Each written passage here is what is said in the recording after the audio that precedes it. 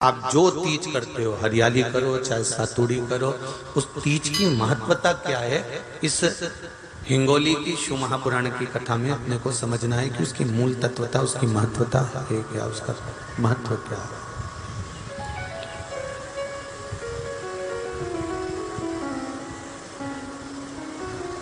भगवान ब्रह्मा, भगवान विष्णु और भगवान शिव, इन तीनों की जो अर्धांगिनियां, ब्रह्मणी, लक्ष्मी और पार्वती,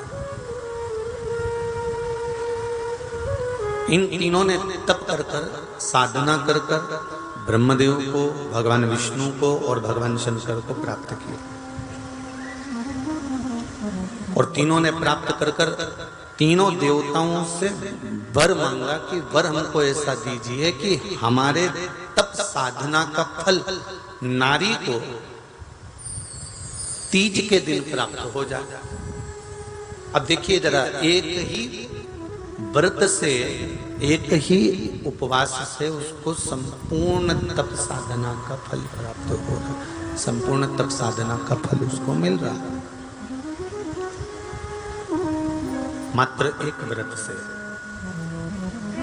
केवल एक व्रत कर रहे हैं और संपूर्ण तप साधना का फल उसको प्राप्त हो रहा है। ऐसा कोई व्रत, ऐसी कोई साधना, ऐसा कोई शंभो शरण घड़ी रे घड़ी मुख काटो, दया करी न दर्शन आपो, शंभो शरण घड़ी मांगो घड़ी रे घड़ी दुख काटो, दया करी न दर्शन आपो, दया करी न दर्शन आपो। तो ब्रह्मणी ने ब्रह्मदेव से मांगा, लक्ष्मी जी ने भगवान विष्णु से मांगा, पार्वती जी ने भगवान शिव से मांगा कि ऐसा वर दे दीजिए जिस वर से एक ही व्रत करने से संपूर्ण फल की प्राप्ति हो जाए, संपूर्ण फल मिल जाए। ऐसा एक व्रत का फल दे दीजिए, मात्र एक व्रत का। अब देखिए, हरियाली तीज करने वाली माताएं थोड़ा ध्यान से सुनना।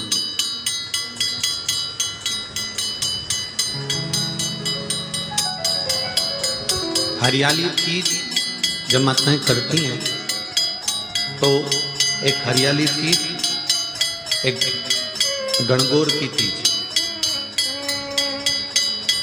ये दो तीज के व्रत ऐसे होते हैं जिसमें जब माताएं करती हैं तो उस समय पर उमा,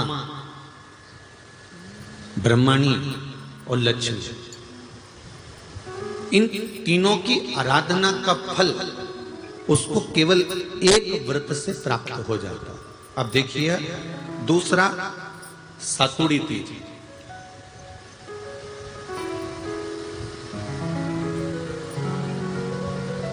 इसमें उमा और महेश्वर, उमा और महेश, ब्रह्मणी और लक्ष्मी, इन चार के व्रत तप का फल एक साथ सातुड़ी तीज के दिन प्राप्त हो जाएगा। अब आती है हरतालिका तीज। आप लोग करते हो हरतालिका? यहाँ लोग करते कि नहीं करते? करते हैं यहाँ पे हरतालिका।